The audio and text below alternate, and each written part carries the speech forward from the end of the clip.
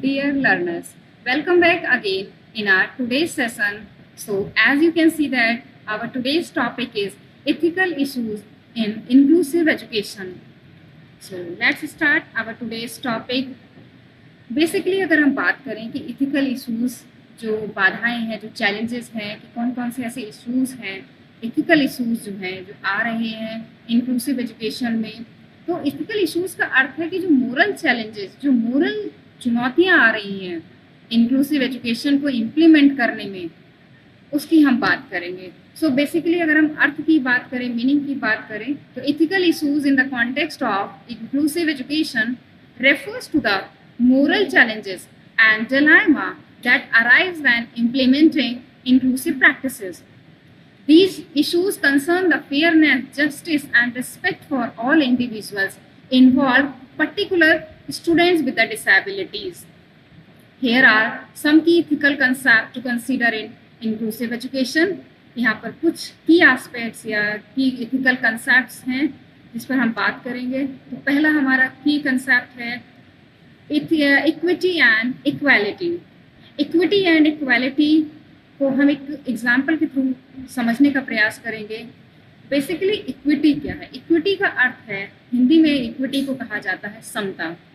समता का अर्थ है कि हम अगर डिस्ट्रीब्यूशन किया जा रहा है रिसोर्सेज का, अगर हम डिस्ट्रीब्यूट कर रहे हैं तो हमें उस बच्चे की नीड को ध्यान में रखते हुए हम रिसोर्सेज को डिस्ट्रीब्यूट करेंगे. दूसरा है आपका इक्वालिटी. इक्वालिटी का अर्थ है समानता. समानता मतलब बिना किसी नीड और आवश्यकता को ध्यान में रखते हुए जब रिसोर्सेज का समान रूप से वितरण किया जाए वो कहलाता है equality. So basically equity ensuring that all the students receive the support they need to succeed, which may mean providing the additional resource to some students.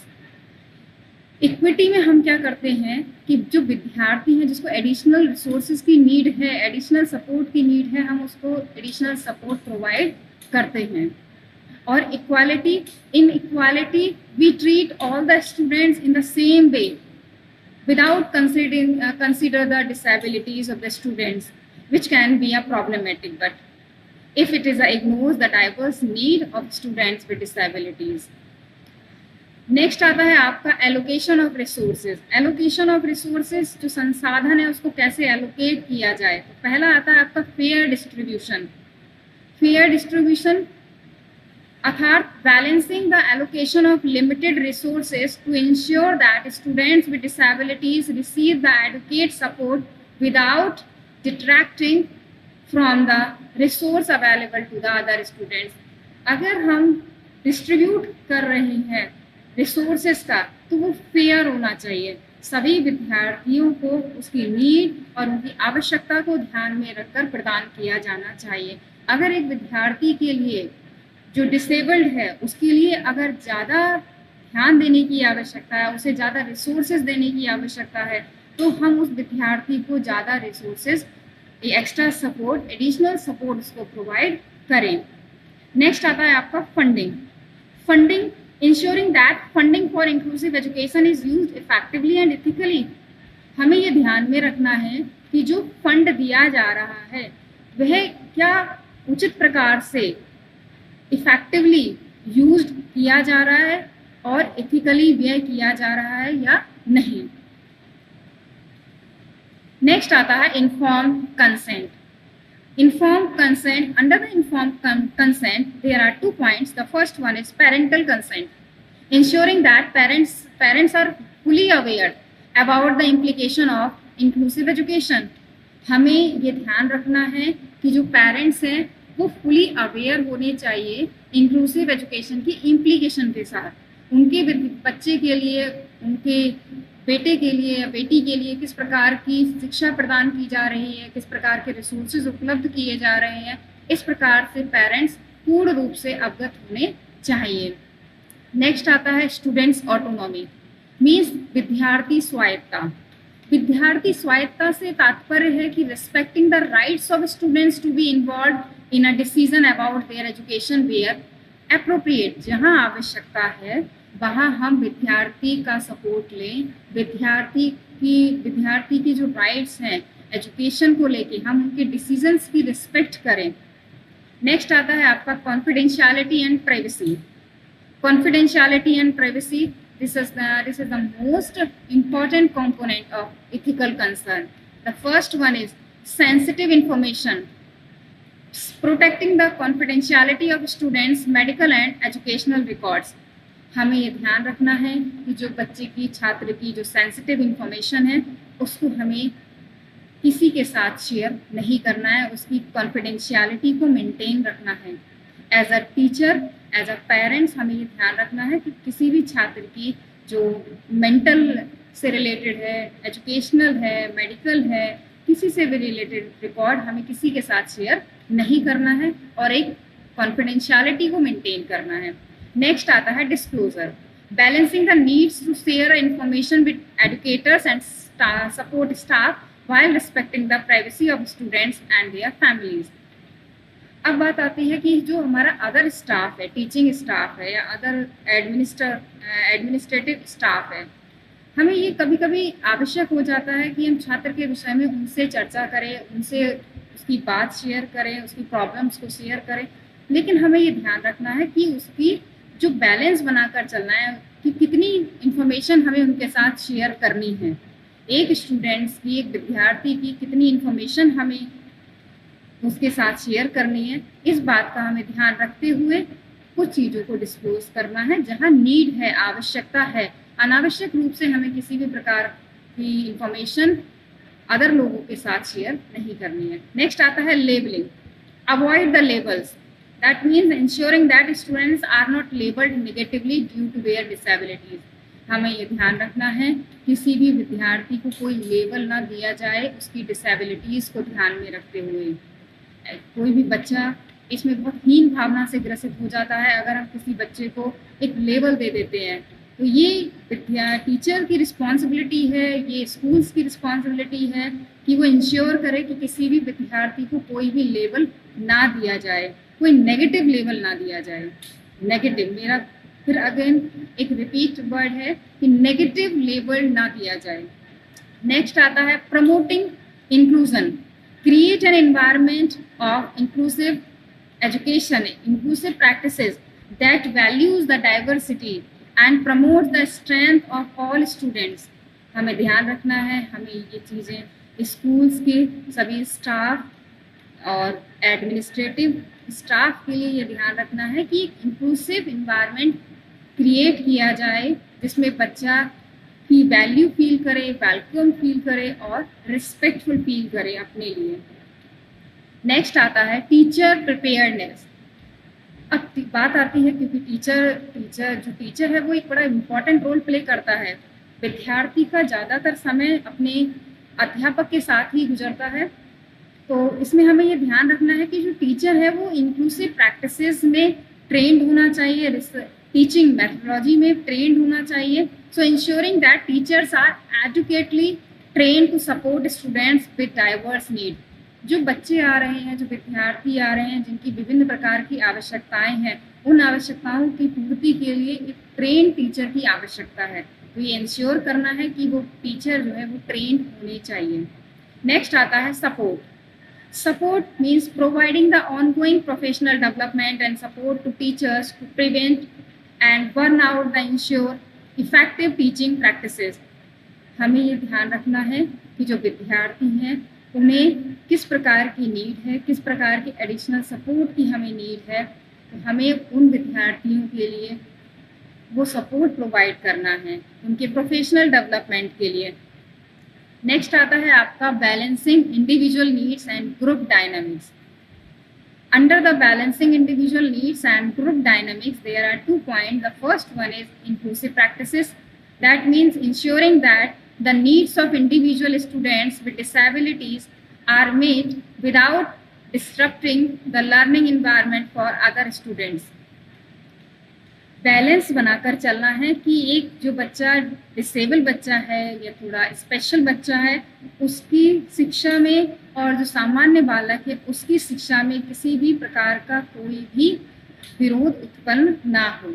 दोनों को समान रूप से शिक्षा प्रदान की जा सके, कोई भी डिस्टर्बेंस क्रिएट ना हो एक डिसेबल्ड बच्चे की वजह से।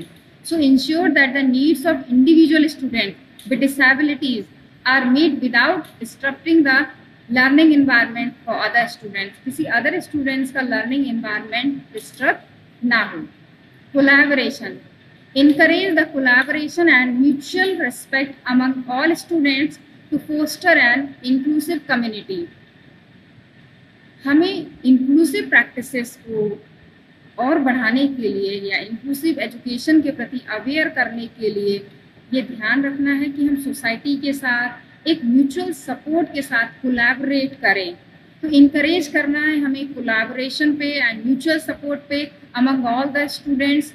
जो स्टूडेंट्स हैं और जो बाकी अदर स्टूडेंट्स हैं वो डिसेबल्ड बच्चों के लिए के साथ में रहें, उनसे बात करें, उनके साथ गेम्स खेलें, उनसे हर प्रकार की चीज़ें अपनी शेयर करें जिससे कि इंक्लूसिव कम्युनिटी को बढ़ावा मिल सके। नेक्स्ट आता है आपका cultural sensitivity. So the first one is respect for diversity, ensuring that inclusive education practices are culturally sensitive and respectful of the diverse background of the students and their families। हमें as a teacher इस बात का ध्यान रखना है कि जो हमें रिस्पेक्ट करनी है डाइवर्सिटी की, जो अलग अलग डाइवर्स एरिया से आ रहे हैं, चाहे वो डिसेबल्ड बच्चे हों, चाहे वो अलग अदर प्रकार के स्टूडेंट्स हों, उन सभी की डाइवर्सिटी को रिस्पेक्ट करना है। जब हम डाइवर्सिटी को रिस्पेक्ट करेंगे तो एक इंक्लूसिव एनवायरनमेंट ऑटोमेटिकली क्रिएट हो जाएगा। Cultural competence, training the educators to be a culturally competent and responsive to the needs of all students. हमें ट्रेन करना है टीचर के लिए जिससे कि वह कल्चर को लेकर कॉम्पिटेंट हो सके और बच्चे की, विद्यार्थी की नीड्स को फुलफिल कर सके according to the culture. Next आता है, अगर हम बात करें तो accessibility. Under the accessibility there are 2 points, physical accessibility and learning material, ensuring that school facilities are accessible to the students with physical disabilities। जो विद्यार्थी फिजिकल डिसेबल्ड हैं, कहीं ना कहीं वो डिसेबल्ड की वजह से चीज़ों को पूर्ण रूप से नहीं कर पा रहे हैं, ऐसे विद्यार्थियों को हमें ध्यान रखना है, ये इंश्योर करना है कि स्कूल की सारी फैसिलिटीज़ को वो एक्सेस कर पा रहे हैं या नहीं। And the next one is learning materials, providing the accessible learning materials and technologies to support diverse learning needs। हमें ऐसी लर्निंग मटेरियल्स को बनाना है, ऐसे लर्निंग मटेरियल्स को प्रोवाइड करना है उन छात्रों के लिए जिससे कि वह छात्र जो हैं वो लर्निंग को लेकर आगे बढ़ सकें, अपनी लर्निंग पर फोकस कर सकें, उनकी लर्निंग सुचारू रूप से चल सके। नेक्स्ट आता है accountability.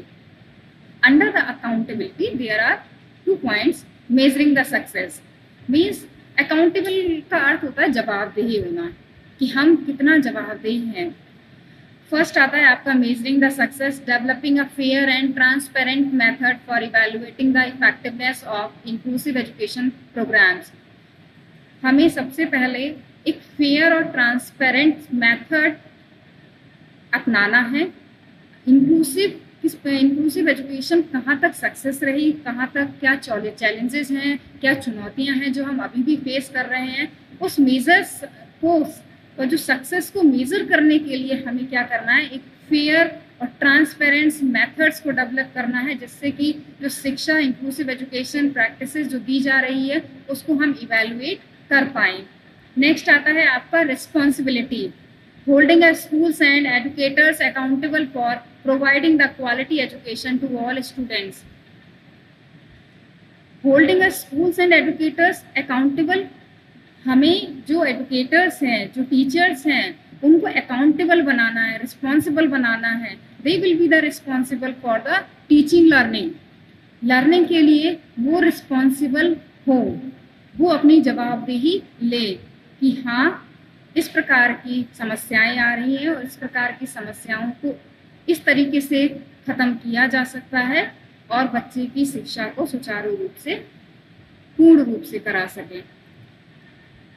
Okay, now we are going to discuss about the addressing ethical issues. कैसे हम एथिकल इश्यूज चैलेंजेस हैं उसको ख़त्म कर सकते हैं। The first one is developing a clear policies. पहले हमें क्या करना है, एक क्लियर पॉलिसीज बनानी है। इंक्लूसिव एजुकेशन से रिलेटेड जो पॉलिसीज हैं उसको इम्प्लीमेंट भी करना है। Establishing a clear and comprehensive policies that outline the ethical standards and practices for inclusive education। हमें एक ऐसी क्लियर और कॉम्प्रिहेंसिव पॉलिसीज बनानी है, गाइडलाइंस बनानी है जो इथिकल स्टैंडर्ड्स को और प्रैक्टिसेस को, इंक्लूसिव एजुकेशन की जो प्रैक्टिसेस हैं उसको, जो गाइडलाइंस है वो तैयार कर सकें और टीचर्स और अध्यापक और स्कूल्स जो है उसको फॉलो कर सकें। फर्स्ट है आपका, हमें क्या करना है, डेवलपिंग अ क्लियर पॉलिसीज। हमें क्लियर पॉलिसीज बनानी है। नेक्स्ट आता है training and professional development, providing the ongoing training for educators and staff on ethical issues and best practices in inclusive education.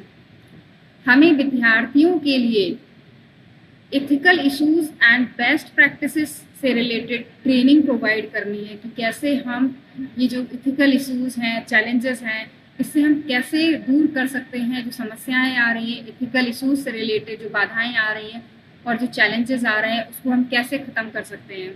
Next आता है engaging stakeholders involving parents, students, educators and community members in discussion and decision making process related to the inclusive education. हमें stakeholders को engage करना है अगर हम inclusive education के जो इथिकल इश्यूज हैं उसको रिजॉल्व करना चाहते हैं। उसमें है आपके पेरेंट्स को हम इंगेज करें, कम्युनिटी के लिए जो कम्युनिटी मेंबर्स हैं, जो रिप्रेजेंटेटिव हैं, उनको हम इंगेज करें और उनकी समस्याओं को सुने, उनकी सुझावों को सुने और इम्प्लीमेंट करें। नेक्स्ट आता है आपका रेगुलर मॉनिटरिंग एंड इवैल्यूएशन। हम जो इम्प्लीमेंट कर रहे हैं जो आपकी इंक्लूसिव प्रैक्टिसेस को, उसका हम रेगुलर मॉनिटर करें, इवैल्यूएशन करें कि कहाँ कहाँ अभी इथिकल इश्यूज और चैलेंजेस आ रहे हैं। तो उस प्रकार से अगर हम रेगुलर मॉनिटर करते हैं, उसको इवैल्यूएशन करते हैं, तो इस प्रकार के चैलेंजेस और इश्यूज को ख़त्म किया जा सकता है जो मोरल चैलेंजेस आ रहे हैं शिक्षा में।